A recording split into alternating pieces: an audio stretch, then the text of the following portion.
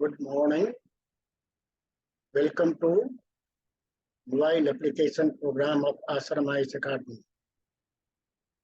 In the present session, I am going to introduce social philosophy, which starts with socialism and which will end with caste discrimination. Now, to begin with socialism. Socialism is a social theory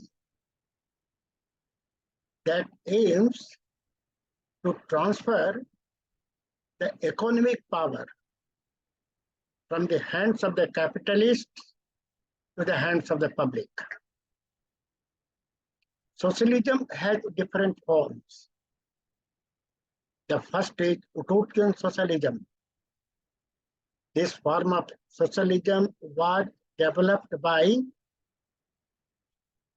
Fourier and Owen, Robert Owen and Charles Fourier. And they have said that the economic power must be fully transferred to the hands of the public. But their form of socialism is called utopian because they hope and think that this aim can be achieved automatically. A time will come when capitalists will hand over this economic power in the hands of the public. That's why this form of socialism is called a utopian socialism. Now, the next stage, evolutionary form of socialism. This form of socialism holds that the aim of socialism can be achieved slowly and gradually, not in one stroke. And the next is scientific socialism. This holds that economic power must be snatched from the capitalists and hand over this economic power to the public. And that too in one stroke. Then comes democratic socialism. Democratic socialism holds that the aim of socialism can be achieved on the basis of democratic process. Then next comes Marxism. Marxism is also a developed form of socialism. So the aim and objective of Marxism is also to get economic power transferred from the hands of the capitalists to the hands of public. The same. Marxism has developed its theory on the principle of revolution because Marxism holds that this aim can be achieved even on the basis of revolution, even on the basis of, say, blood revolution. The leading exponents of Marxism are Karl Marx and Engels. The ultimate reality, according to Marxism, is matter. Now, Marxism adopts a dialectical method to develop its theory. What is this dialectical method? Dialectical method consists of a triad, which again consists of thesis, antithesis, and synthesis. Now, Marxism holds that it is by applying this dialectic process to social system, we can achieve the classless society. So this is the big aim and objective of this Marxism. Now, Marxism holds that workers are alienated. What does it mean? This means that they think that workers are completely disconnected from what they have produced. They don't have any control over it. So in this sense, Marxism holds that the workers are alienated. Now, the main important concept of Marxism is surplus value. What is the surplus value? The value which is not paid to the workers. In fact, what workers do, capitalists take the advantage, maximum advantage. And workers are paid only a part of it. Whereas they should be paid much more than what they are paid. So the remaining part for which workers are not paid, that is called surplus value. Now the stages of historical materialism, according to Marxism, are: number one, the primitive stage. Then second, master and slave stage. Then feudal lord and serfs stage. And the last stage, capitalist and worker stage. So these are the different stages of material development accepted by this Marxism. Now, we see that there are some main features of Marxism. And these features are self-alienation, which I have explained, then class conflict. This occurs all the time, and then revolution, and then classless society. Why are they called the main features of Marxism? Because Marxism has this aim to achieve. What aim? To achieve the classless society. Now, the main objective of Marxism is to achieve this aim, that is known as classless society. Now, next comes secularism. Secularism is also very important concept discussed in social philosophy. The term secularism is explained differently in Western and Indian thought. The Western view of secularism holds that a movement, they say, secularism is a movement that is based on ethics and which holds a negative attitude towards religion. Now, according to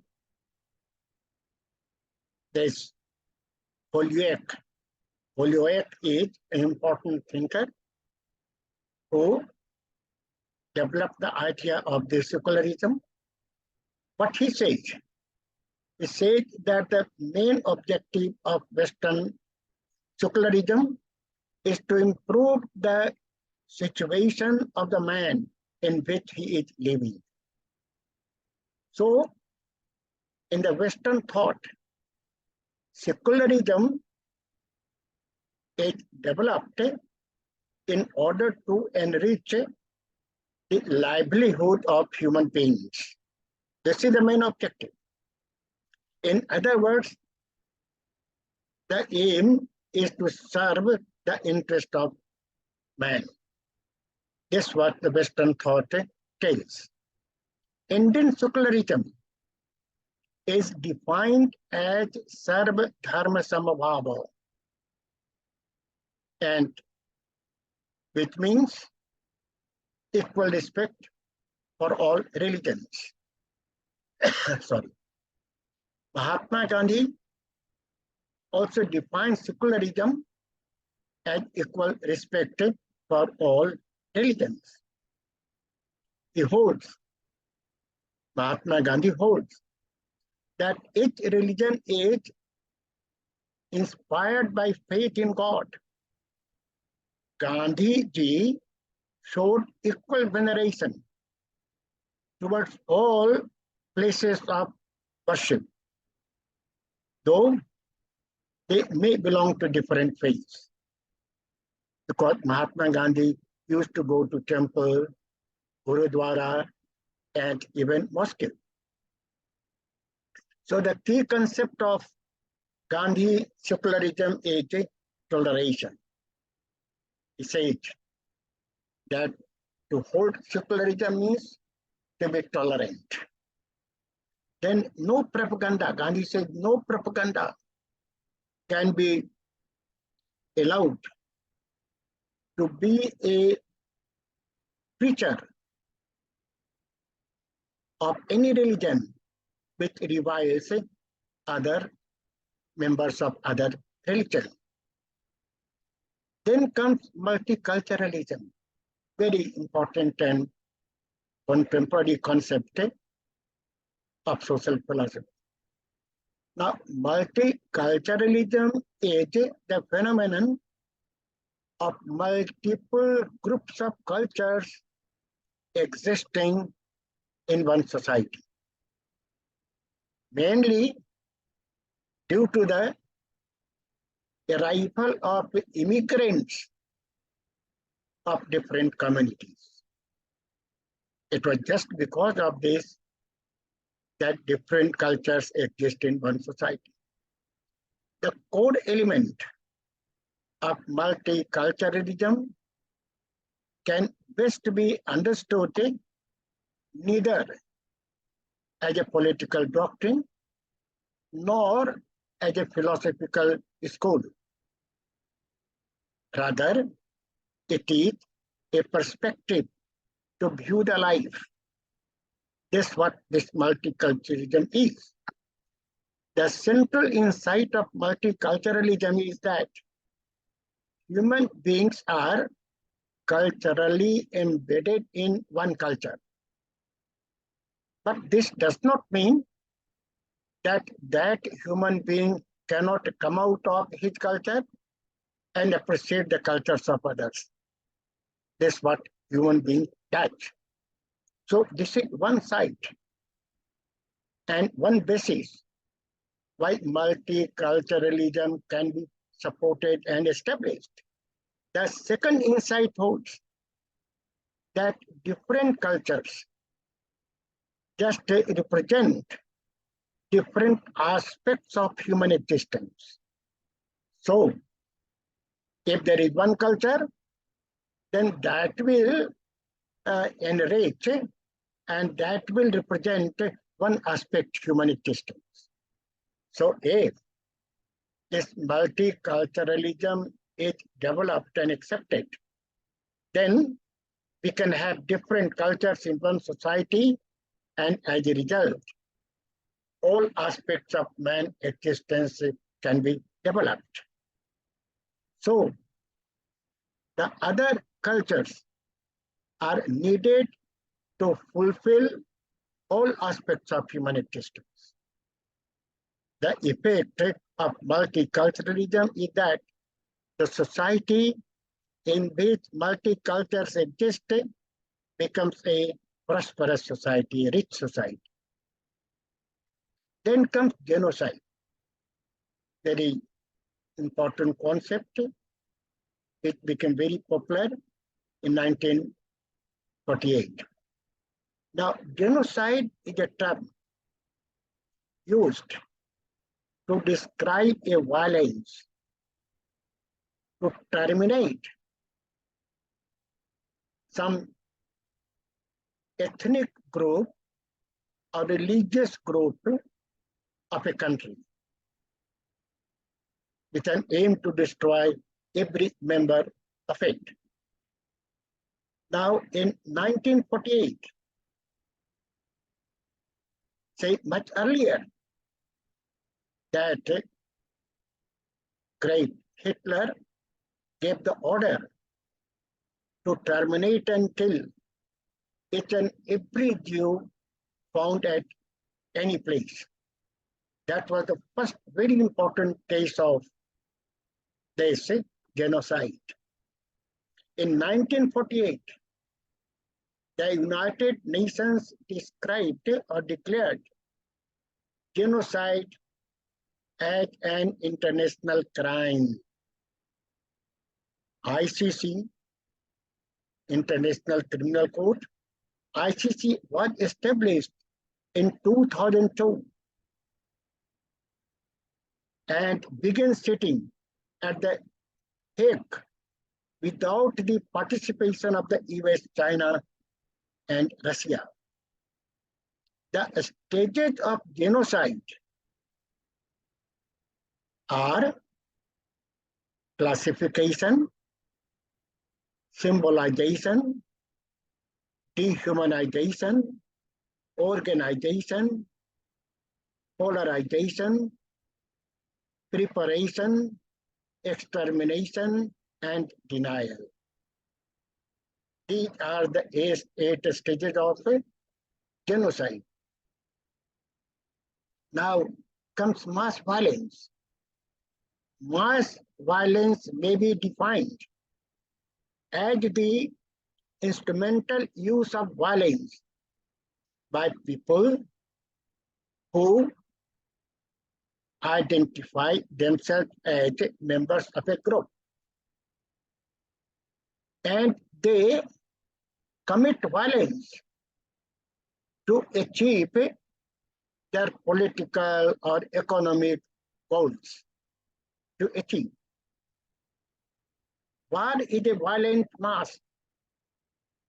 War is a violent mass or mass violence in which, say, armies of different countries take clash and many deaths, even some innocent people also die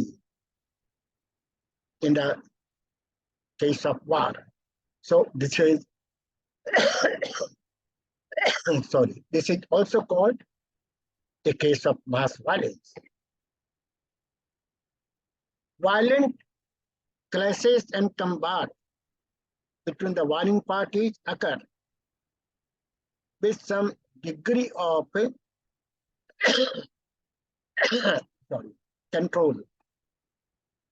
Forms of mass violence are wars,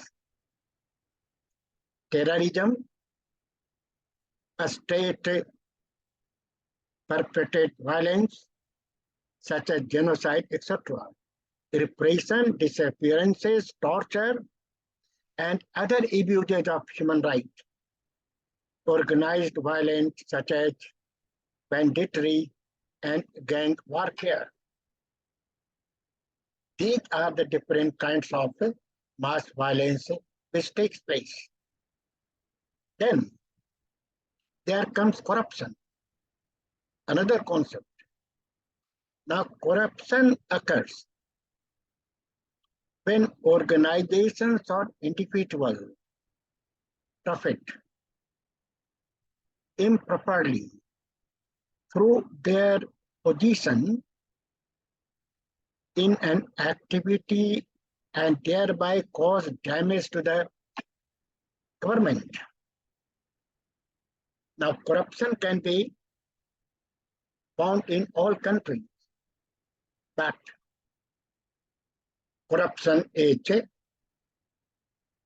found strongly in such country in which the administration is weak and the laws are not clear. Now there are different kinds of corruption. One is petty corruption, in which some people of lower stages take bribes from others. Say, for example, custom officer taking bribe, a police officer taking bribe. All these kinds of corruptions come under petty corruption. Then the second kind of corruption is grand corruption. Grand corruption is such in which senior politicians and senior civil servants participate to commit bribes, to get bribes from even foreign countries in order to supply goods to our country. So this is called grand corruption. Then comes a third type of corruption that is known as state capture. What happens that sometimes some political group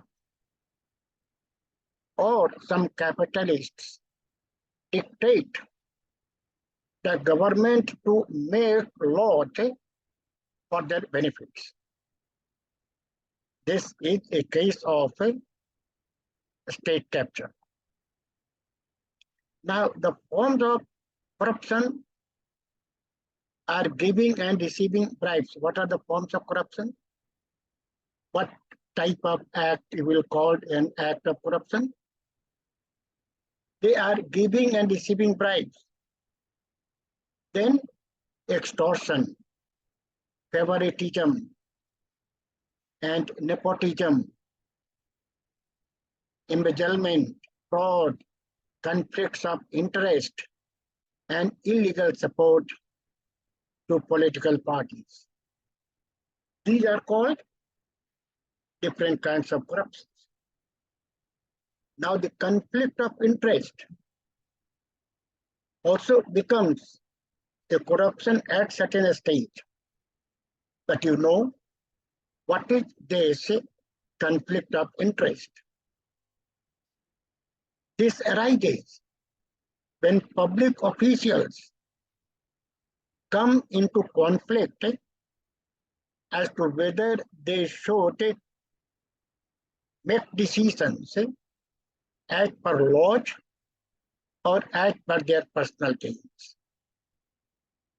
This is called the conflict of interest. Now, next comes female feticide. Female feticide is the act of aborting or terminating a fetus while it is still in the womb because it is a female fetus. This is called female feticide. The cause of female feticide is that they say a strenuous search for a boy becomes very troublesome, and for that people avoid having a girl child. Now the cause of female feticide is the expenses which incur during the marriage of a girl. Now, so parents go to extreme lengths to avoid having a daughter in the first place. The other person or the other reason for female feticide is that a son is seen as sometime who can earn and care his parents in their old age, while a girl gets married and goes to enlarge house. So this also becomes another reason why people decide to commit this female feticide. Now, as per the Indian Census 2011 report, the sex ratio of Indian females per 1,000 males is 933 females. The most critical impact of female feticide is the skewed ratio it gives. It gives. The dearth of females leads to different crimes, kidnapping, then they say committing rape, and so on. So these become the consequences of this female feticide. Then comes humanism. Humanism stands for a philosophical theory that holds that human dignity, human interest, and human welfare are of primary importance in all worldly life. This is what humanism states. Now, Carlis Lemant holds that the main objective of humanism is to achieve universal friendship and universal brotherhood. In modern times, humanism means that man is a sovereign value and an end in himself.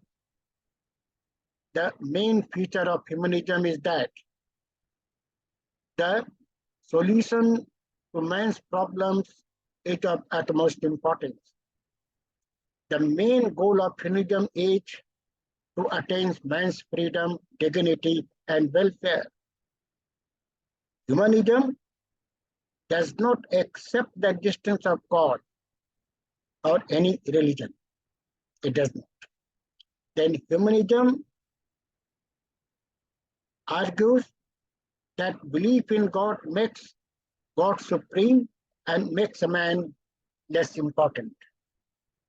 So, what humanism aims to achieve the dignity of man, that dignity is not found when we accept any religion. So man does not need any such a spiritual reality for his self-being, says humanism. Now, according to humanism, man's status is the world's central concern. Of all the elements of the world, such as various forms of life, different say natural resources, art, cultures, and technology, the human being is an issue of chief concern. Now, utopian form of socialist humanism is that which gives a fascinating picture of an ideal social and political order which could not be achieved and realized. That is called utopian form of socialist humanism. The second is scientific humanism. This holds that science would produce helpful knowledge for the betterment of humanity. Yet, the close connection between science and human progress was fully established during the period of enlightenment. Now, Eamon Royal introduced radical humanism. The key note of radical humanism is an urge to human freedom, which can be attained through scientific knowledge. So, naturalism has delivered ecocentrism, which advocates that only humans are not the bearer of intrinsic value. This is what ecocentrism holds. Naturalism advocates that human beings should abstain from committing any damage to nature. They should not. The other form of ecological humanism is humanism which has developed a contrary view called anthropocentrism. It holds that nature should not be exploited for the happiness of human beings. This is all about your case of this humanism.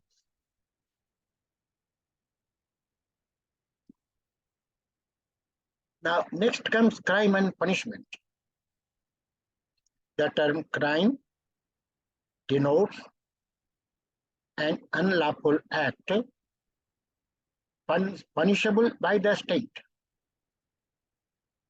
The crime also called an offense or a criminal act, harmful not only to other individuals, but also to the society and the state. Punishment denotes an act to make someone suffer because he has committed some wrong. Penalty imposed by God or nature does not come under this concept of punishment. The special about punishment is that it must carry a stigma with it, so that the one who is punished is also ashamed of it. It's very important element of this punishment. Now, deontology, which is one of two important ethical theories. This justifies the punishment as a right, not because of the goodness or badness of its consequences, but because it is called right by itself. Punishment must be given. It only confirms some moral maxims. Deontology justifies the retributive theory of punishment. What is the retributive theory of punishment? That the punishment should be given in the same proportion, with the same severity to the person who has committed crime of that proportion and that severity. This is what we call retributive theory of punishment. Now, Kant holds the retributive theory of punishment. Kant approves of it. Now, teleology, which is another ethical theory, justifies the theory of punishment based on how severe was the crime and how severe punishment was given. Teleology justifies the preventive theory of punishment, the reformative theory of punishment, the deterrent theory of punishment, because all these punishments are justified on the ground of the consequences of the crimes committed. Now, retributive theory of punishment is based on rights, desert, and justice. The guilty deserves to be punished. The severity of pain should be in the same proportion as the wrongness which the wrongdoer has inflicted on someone. Now, capital punishment, very important concept. Capital punishment is a government sanctioned practice whereby a person is put to death by the state as a punishment for a crime. Now come development and social progress. Now, the word development stands for quantitative change. And they say quantitative change of science and technology. The word development stands for this. On the other hand, the word progress, that stands for qualitative development on account of morality and religion. Now, progress is defined, listen carefully. Progress is defined as a movement towards a goal and describes two things: forward movement and upward movement. It is for this that the word, they say, word, this progress is defined and stands for. But the development focuses on expanding all aspects and directions. It develops upward, downward, forward, backward.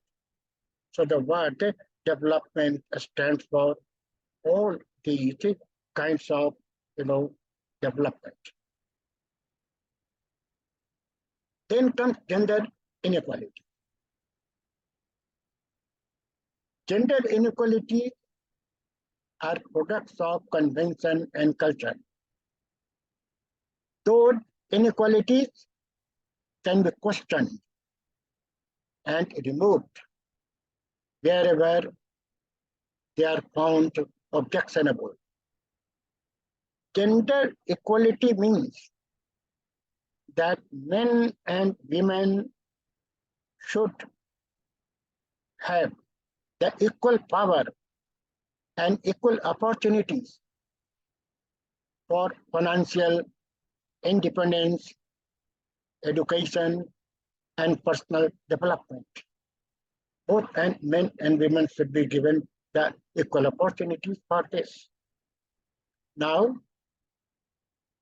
this feminism or feminist theory may be defined as the advocacy of equal rights for women and men, accompanied by the commitment to improve the position of women in society. This should be this feminism developed. Now, Mahatma Gandhi holds that the present caste system now come to caste discrimination. And here you will find the views of both Mahatma Gandhi and Ambedkar. Now, Mahatma Gandhi holds that the present caste system is a system of Satan. And he says that when he talks about caste system, he talks about that caste system which is found in Varnashrama Dharma. What is this Varnashrama Dharma? Varnashrama Dharma consists of 4 stages and 4 varnas of man's existence and life. What are those?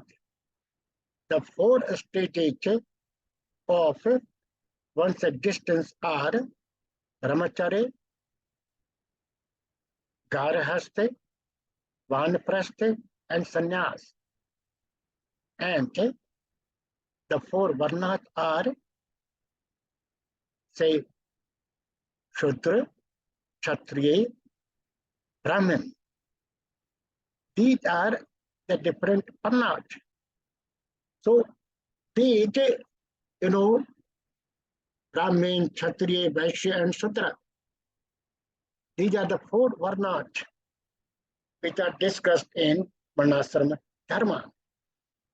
Now, this The goal of both Mahatma Gandhi and Ambedkar is one, that upliftment of downtrodden.